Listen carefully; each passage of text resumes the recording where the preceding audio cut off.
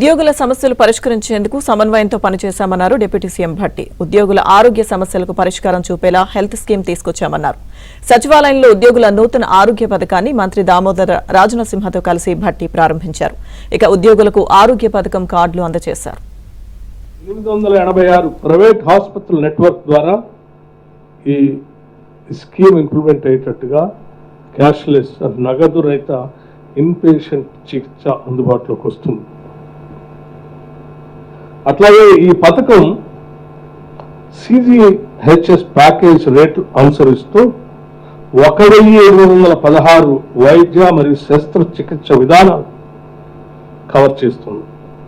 ప్రత్యేక ఆసుపత్రుల నిర్మాణాత్మక భాగస్వామ్యాన్ని మరియు సవరించిన CGHS ఫ్రేమ్వర్క్ కింద పాల్గొనడానికి వారు సముఖతను కూడా వ్యక్తపరిచేందుకు వారందరూ కూడా మేము స్వాగతిస్తా ఉన్నాం. ఈరోజు